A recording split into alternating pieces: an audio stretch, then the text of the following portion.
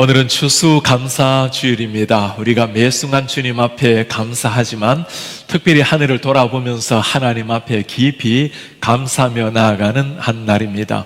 성경에 보면 이 감사라는 단어가 굉장히 많이 나옵니다. 구약에 보면 132번이 나오고 신약에는 64번, 신구약을 전체를 보면 196번 나오는 것이 감사하라는 말씀입니다. 우리는 감사라는 단어를 생각하면 무엇인가 일이 잘 풀려질 때, 생각대로 일이 잘 이루어질 때 감사라는 단어를 새기게 됩니다. 그러나 성경을 가만히 읽어보면 반드시 좋은 일일 때 감사가 아니라 오히려 어려운 일, 역경을 거쳐가면서 감사한 이야기가 많이 나옵니다. 구약의 감사라는 말씀이 제일 많이 나오는 것은 시편 말씀이고 신약에는 바울 서신입니다. 시편 말씀에서 가장 많이 감사한 사람은 다윗이고 바울 서신에는 당연히 바울이 되겠죠. 다윗의 삶을 보면 늘 감사한 일들이 있었던 것은 아니었습니다. 그는 태어날 때부터 참 아픔이 많았던 사람입니다.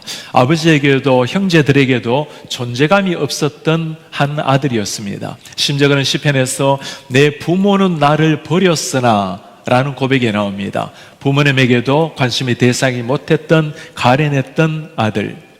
왕이 되었어도 마찬가지입니다. 기름 부음을 받았지만 늘 쫓겨 다녀야 했던 다윗. 심지어 그를 쫓아서 죽이려 했던 사람은 다름 아닌 장인 사울이었습니다. 왕이 되고 난 다음에도 늘 전쟁을 치러야 했기 때문에 죽음의 위협 속에 놓였던 한 사람. 그런 다윗에게서 가장 많이 흘러넘친 것이 감사하라는 위대한 고백이었습니다. 바울도 마찬가지였습니다. 예수님을 믿기 전에 바울은 참 행복한 세상에서 모든 것을 누렸던 사람입니다. 그러나 주님을 만난 이후로 고난의 삶이 시작이 되었습니다. 심지어 예수님을 믿는 것 때문에 복음을 전하다가 2번이나 감옥살이를 해야만 했습니다. 61년도에는 가이사랴에서 2년 동안 감옥에 처해 있었고 66년도에는 로마에서 2년 동안 감옥살이를 해야만 했습니다. 67년 네로 황제 시대 때 그는 순교의 제물로 세상을 떠나게 되었습니다. 이 바울이 평소뿐만 아니라 심지어 감옥 안에서도 끊임없이 외쳤던 그 한마디가 감사하라, 기뻐하라, 감사라는 말이었습니다. 어떻게 이런 상황 속에서도 감사라는 말씀이 터져나올 수가 있을까요? 그냥 하는 감사가 아니죠. 이유가 있는 감사입니다. 그리스도인에게는 세상의 환경이 따라주지 않아도 심지어 세상 모든 것이 사라진다 하더라도 하나님과의 관계 속에서 내 자신을 생각하면 진정한 감사가 터져나올 수가 있다는 겁니다. 어떤 상황 속에서도, 열악한 상황 속에서도 감사했던 성경의 인물들. 오늘 우리는 성경에서 특별한 한 사람의 감사를 한번 살펴보려고 합니다. 예수님의 감사입니다. 사복음서를 읽어보면 예수님께서 구체적으로 감사했다라는 사건이 4번 나타납니다. 처음에 나타난 것은 오병이어의 기적을 행할 때 감사하신 예수님, 그리고 복음을 전했지만 듣지 않았던, 복음 전파에 실패했을 때 감사했던 예수님, 나사로의 죽음 앞에서 감사했던 예수님, 그리고 예수님께서 십자가를 지시기 전에 최후의 만찬 앞에서 했던 감사, 4번의 감사입니다. 가만히 예수님의 감사를 읽어보면 구약의 다윗이나 신약의 바울이나 마찬가지입니다. 어느 하나도 정말 감사할 만한 상황이 아니었어요. 모든 게 다 불리한, 상황적으로 아니었고 죽음의 슬픔, 자신의 죽음 앞에서도 감사하셨던 예수님. 오늘 말씀을 통해서 예수님의 그 감사의 삶을 가만히 들여다보면서 우리가 언제 감사해야 되는지, 우리의 삶이 무엇 때문에 감사해야 되는지 함께 나누기를 바랍니다. 예수님의 첫 번째 감사의 제목입니다. 작은 것 앞에서도 감사하신 예수님. 아무것도 아닌 조그만한 걸 가지고 하나님 앞에 감사하며 나갔던 우리 예수님. 예수님의 첫 번째 감사의 상황은 오병이어 사건입니다. 예수님께서 말씀을 전했을 때 수많은 사람이 예수님을 따라다녔죠. 점심때가 되었습니다. 시간 가는지도 모르고 예수님의 말씀에 귀를 기울였던 사람들, 예수님께서 제자들에게 묻습니다. 우리가 어디에서 떡을 구해서 이 사람들을 먹일 것인가? 계산이 빨랐던 빌립이 하는 말입니다. 주님, 이 5천 명에게 다 떡을 먹이려면 200데나리온의 돈도 부족합니다. 노동자가 200일을 일을 해야 벌 수 있는 엄청난 돈이라도 부족합니다.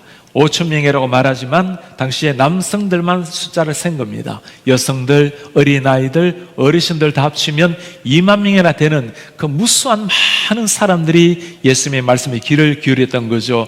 빌립은 상황을 제대로 파악을 했습니다. 어린아이 하나가 오병이어를 들고 예수님께 나왔어요. 안드레가 그를 가지고 주님 앞에 가지고 나왔습니다. 주님, 이 어린아이가 물고기 2마리, 보리떡 5개가 있습니다. 가지고 나온 것은 참 귀한 일이지만 안드레의 고백이었답니까? 그러나 이것이 이 많은 사람에게 무슨 의미가 있겠습니까? 아마 우리 가운데 많은 사람은 안드레와 빌립 같은 생각을 하기 마련입니다.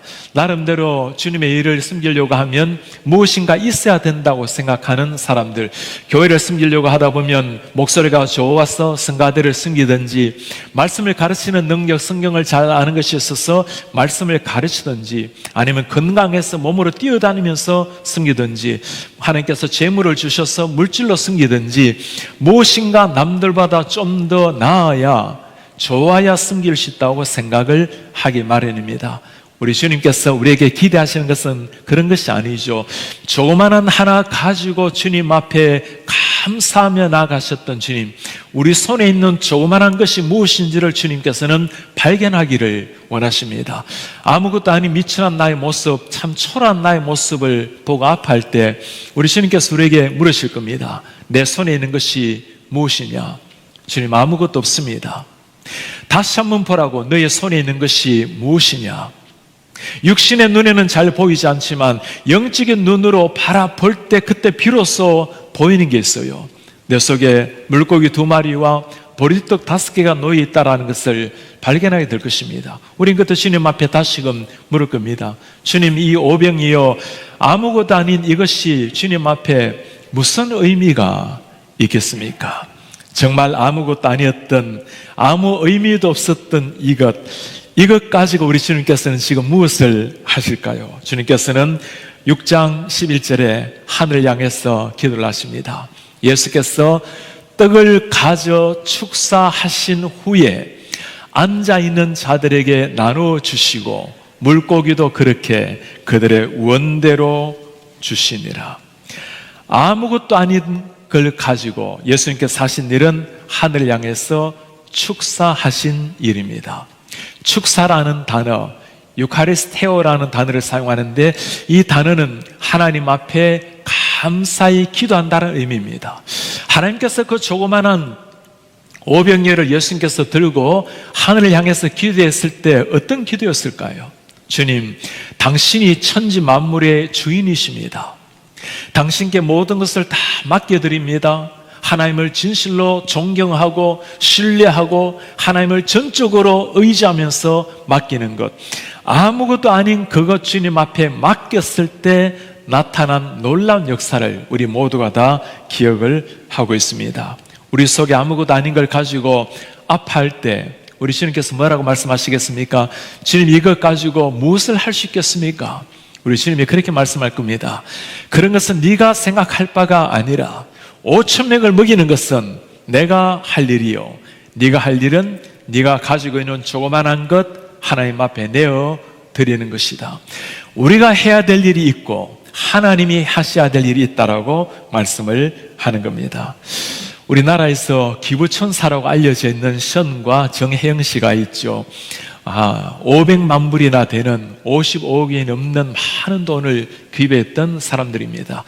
그들이 보면 오늘 더 사랑해라는 책을 읽어보면 그들이 어떻게 이만큼 기부하게 되는지가 잘 나타나 있어요. 처음에는 아주 조그만한 것을 가지고 기부하기를 시작했습니다. 하루에 10,000원씩 기부하기로 마음을 먹은 겁니다. 세월이 지나서 지금은 1,000명이 넘는 도움이 필요한 아이들에게 도움을 주고 있는 기부천사가 된 것입니다.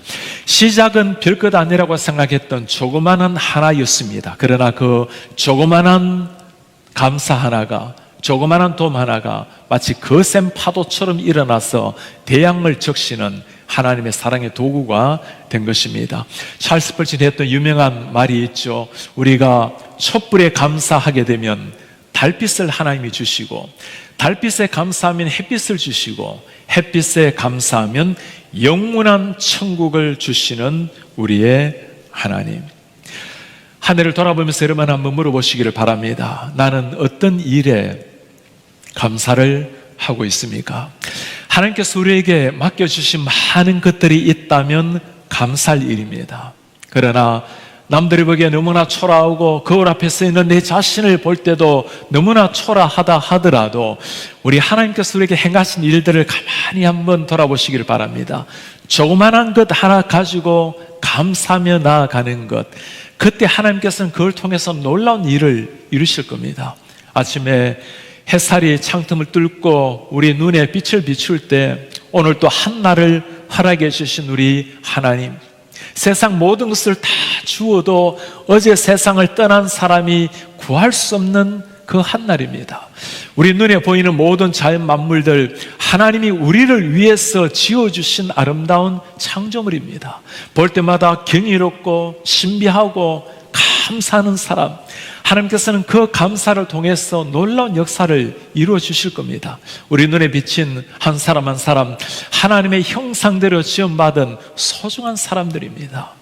우리가 손에 잡아서 일을 하는 것, 언젠가 기르게 다해서 일을 하지 못할 날도 오게 될 것입니다. 하루 생활을 다 마치고 난 다음 저녁을 맞이할 때 오늘 또 한날을 하나님의 영광을 위해서 살아가게 하신 하나님께 감사합니다. 우리 성도님들, 언젠가 우리가 하루의 석양을 보지 못할 날이 불현듯 다가올 수 있는 겁니다. 하룻밤을 평안히 자고 아침 햇살을 보지 못할 날이 언젠가 우리의 삶에 다가올 수 있을 겁니다. 지금 호흡하고 있다면 모든 것 다 감사한 것뿐입니다. 우리가 조그마한 일에 감사할 때 어떤 역사가 일어날까요? 우리 하나님, 그 아무것도 아니었던 오병이어를 가지고 주님 앞에 감사의 기도를 드렸어요. 어떤 역사가 일어납니까? 5,000명이나 되는 수많은 사람들이 배불리 먹고 12광주리가 남았더라. 이것이 하나님의 역사입니다. 아무것도 아닌 반딧불 하나에 감사했을 때 태양을 주시는 우리 하나님.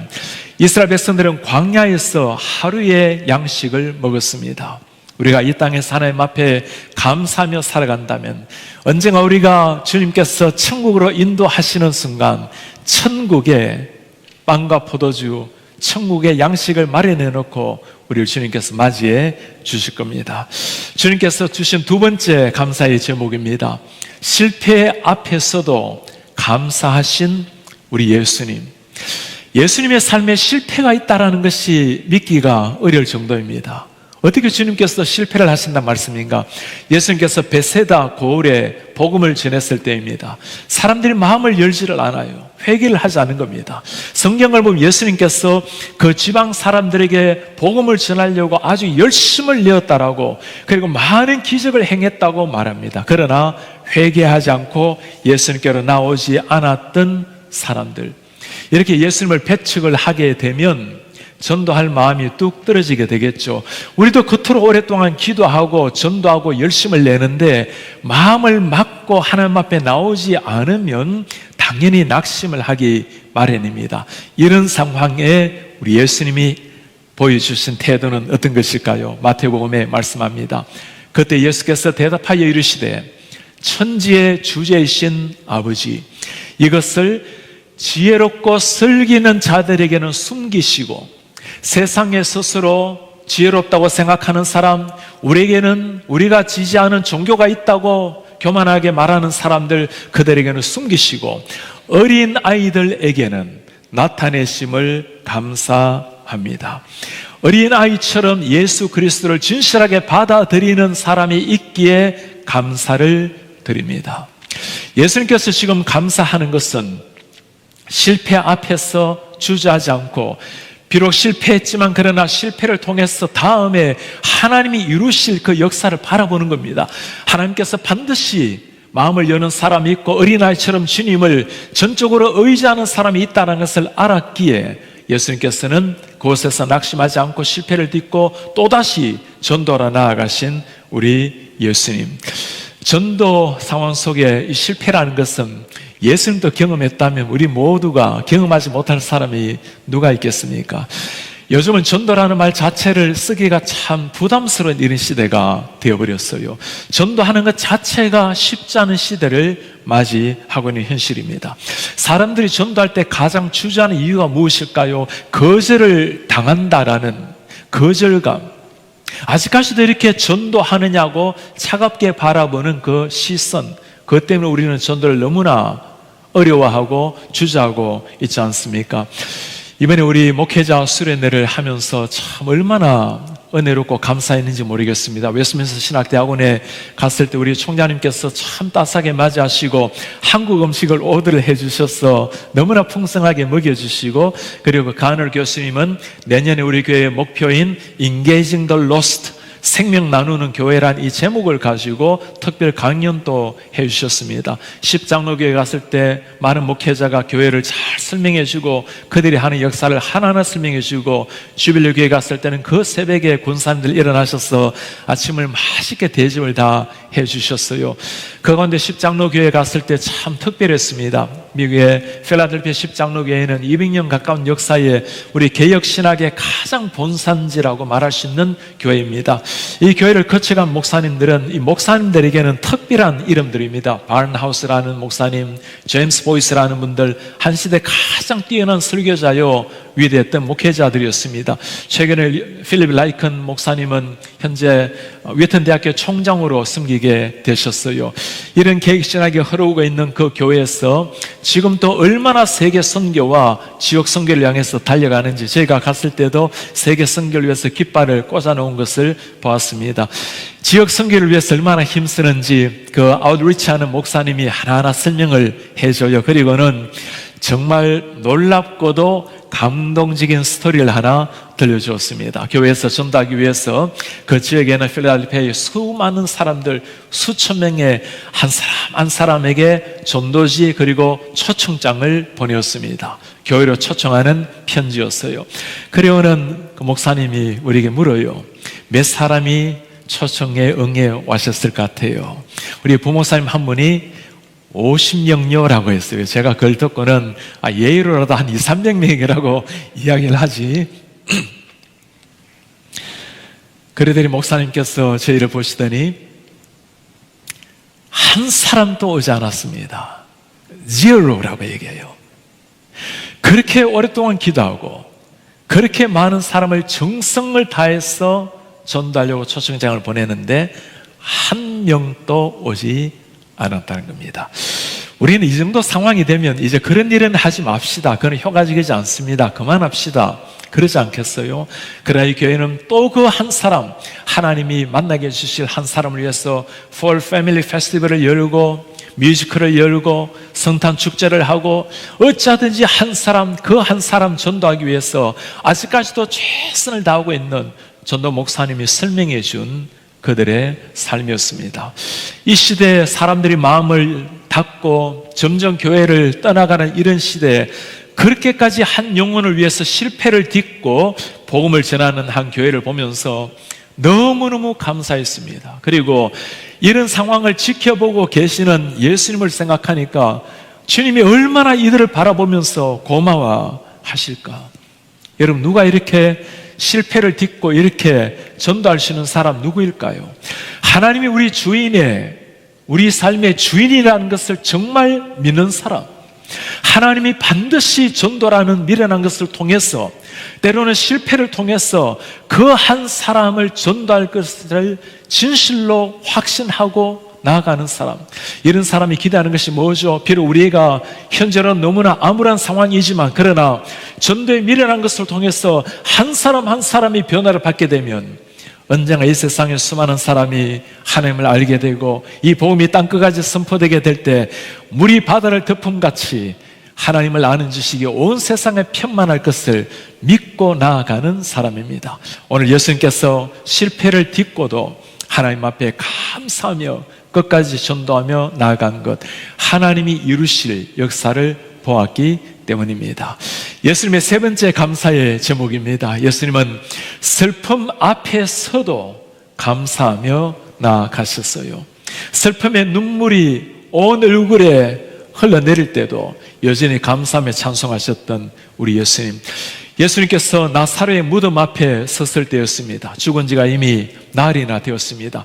유대 사회의 한 가정이라 볼 수 있는 나사로가 죽었던 것, 어떤 의미라는 것을 예수님이 잘 아십니다. 마르다와 마리아 오빠를 잃고 난 다음에 그들의 고통스러운 아픔, 그들의 어두웠던 미래, 주님도 그들의 아픔을 잘 아세요. 성경을 보면 예수님께서 나사로의 죽음을 듣고 눈물을 흘리셨다고 말씀합니다. 그렇게 절망스러운 슬픔 가운데 예수님께서 나사로의 무덤 앞에 서셨습니다. 그리고 주님 앞에 잠잠하게 감사의 기도를 올려드리는 우리 예수님, 돌을 옮겨 놓아라.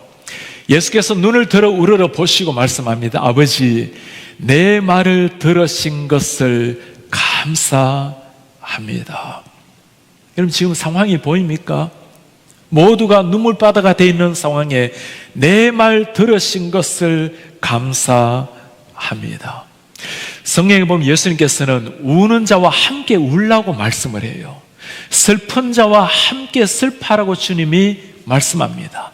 예수님 마음속에 깊은 슬픔이 찾아왔지만, 예수님의 두 뺨을 타고 눈물은 흘러내렸지만, 그럼에도 불구하고 감사하며 나아갔던 예수님. 이유가 뭘까요? 내 말을 들으신 예수님, 하나님 감사합니다. 예수님께서는 죽음이 끝이 아니라 반드시 죽음을 딛고 우리 하나님이 행하실 일이 무엇인지를 바라보셨기 때문입니다. 죽음을 이기신 하나님께서 반드시 이 가정의 새로운 역사를 이루실 것을 주님이 확인을 하셨기 때문입니다. 죽음도 불쌍, 죽음의 고통, 슬픔 앞에서도 감사하신 우리 예수님. 제가 목회를 하면서 모든 상황, 모든 성도님들이 참 다 감사하지만 특별히 보람되고 참 감사한 순간이 우리 하나님 앞에 성도님이 서는 순간, 그리고 장례식을 인도할 때입니다. 지난주에 한 성도님 신방을 갔을 때입니다. 병원에 누우셔서 너무나 반갑게 환하게 웃으면서 그렇게 맞이를 해요. 집사님의 첫 인사였습니다. 목사님이 이렇게 저를 병문안 오시는 걸 보니까 제가 정말 병이 중한가 보군요. 그래요. 사람의 눈에 보면 며칠 남지 않은 삶을 두고 누워 계셨던 집사님이십니다. 호흡을 하기도 조금 가빠하셨지만 모든 것 다 하나님 앞에 감사합니다. 그렇게 너무나 평안한 모습으로 목사를 맞이하는 집사님, 그분을 안고 주님 앞에 땅 위의 삶이 잠시지만 다시 만날 천국을 바라보면서 그렇게 기도하면서 위로하러 갔던 제가 위안을 받고 돌아오게 되었습니다. 지난 며칠 전에는 참으로 주님 앞에 신실하게 살아갔던 한 집사님이 주님의 품 안에 안기셨습니다. 권사님을 위로하고자 말씀을 나누는데 그렇게 권사님이 말씀을 하세요. 목사님, 우리 집사님이 오랜 세월 치매로 교회를 나오지를 못하셨습니다.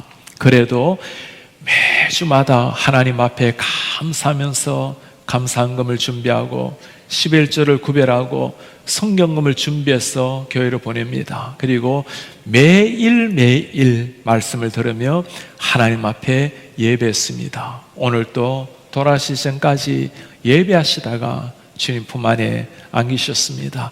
그렇게 살아가게 하신 하나님께 감사를 드립니다. 죽음이라는 것은 누구에게나 참 슬픈 일입니다. 눈물을 흐르게 만드는 일이요, 어떤 것으로도 대신할 수 없는 아픔입니다. 그러나 예수님께서 그 죽음 앞에서도 감사할 수 있었던 이유는 죽음이 끝이 아니라 이 죽음 넘어 영원한 생명이 있다는 것을 아시기 때문입니다. 남모르게 흐르는 슬픔의 눈물이 계십니까?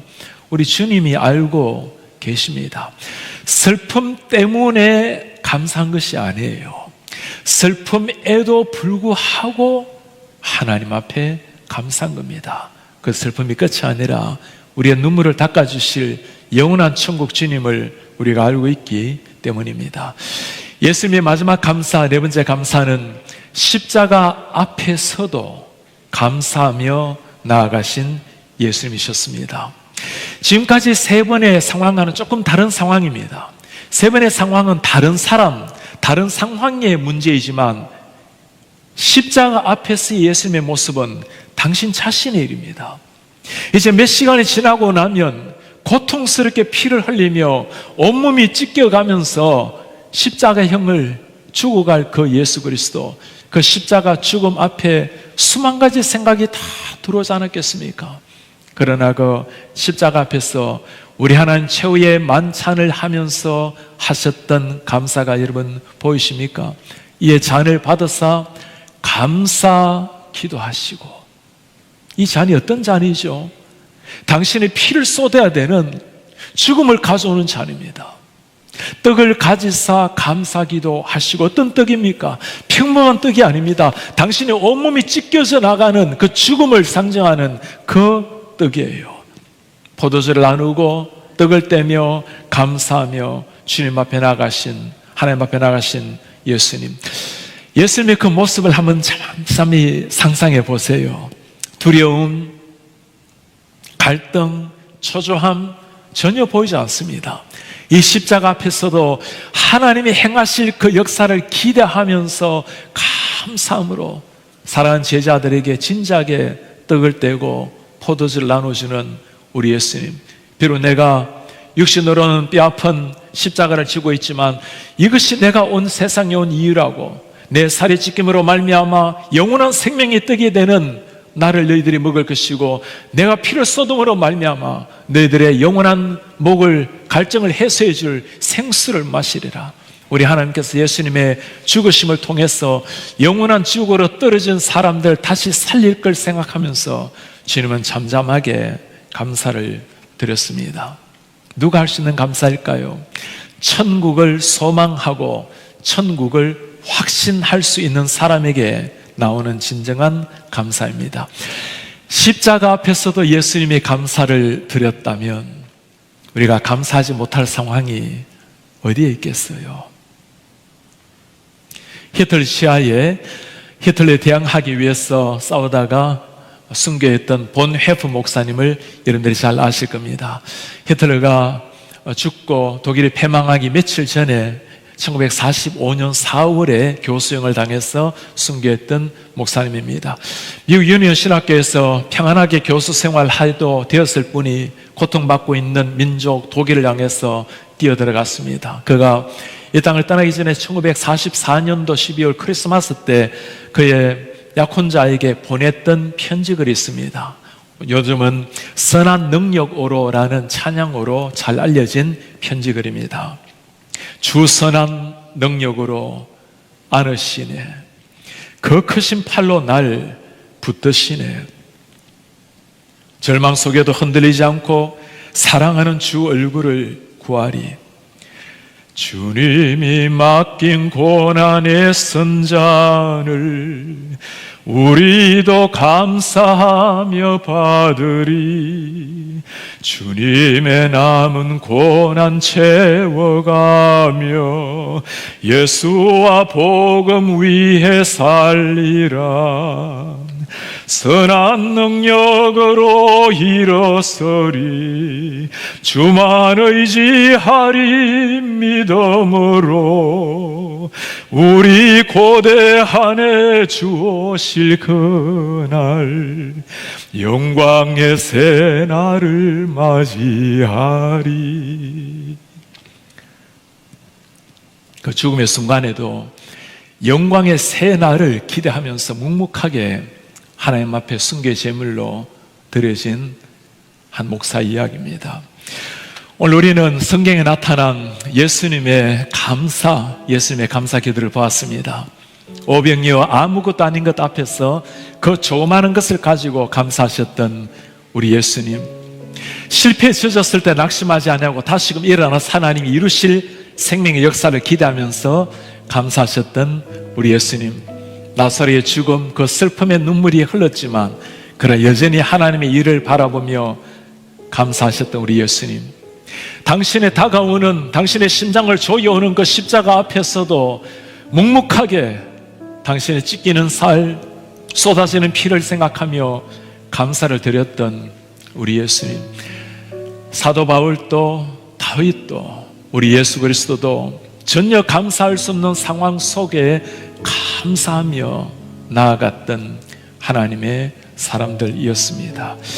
그렇게 우리도 조그마한 일에, 고통스러운 일에 아픔이 눈물을 가릴 때, 때로는 죽음의 순간 앞에서도 감사하며 나아갈 때, 언젠가 우리의 삶을 다 끝내고 우리에게 영원한 생명을 주신 그 주님 앞에서 정말 감사할 그날이 다가올 것입니다. 지난 주일에는 예배를 마치고 우리 진하경 전도사님 고별 예배를 우리 교회에서 드렸습니다. 1994년도 우리 교회에 오셔서 참 아름답게 섬기시다가 잠시 교회를 떠나서 다른 조그만한 교회 전도사님으로 섬기시다가 2014년도에 다시 우리 교회로 오셔서 말씀을 가르치고 참 주님 앞에 기도 여인으로 살다가 우리 주님 품 안에 안기셨어요. 사람의 눈으로 보면 참 애달픈 안타까운 슬픔 많은 인생이었습니다. 그러나 마지막 순간까지 의연하게 주님 앞에 참 고결하게 살아가신 하나님의 사람. 이번 여름에 제자들의 귀한 전도사님이 쓰신 식구가 하나 있습니다. 늙어지는 것은 축복이요, 나는 늙어가는 게 좋소. 젊은 날이 다시 주어진다 해도 나는 그렇게 반갑지 않소. 내겐 극심한 고생이나 고통이 없었던 것으로 기억되어 또한 뛸 만큼 기쁘고 좋은 일도 없었던 것 같소.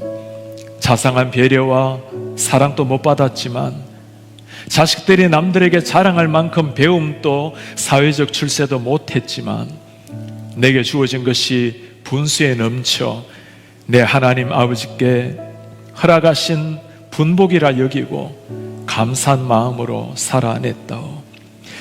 남은 생이 어떻게 다가올지 예측할 수 없지만 육신의 장막을 떠날 때 내 모습이 아름답기를 기대해보오. 생명의 끄트머리 내 하나님 아버지께서 거두어 주실 것을 믿기에 살아있는 순간에도 기쁨과 감사한 마음으로 살아내고자 한다오.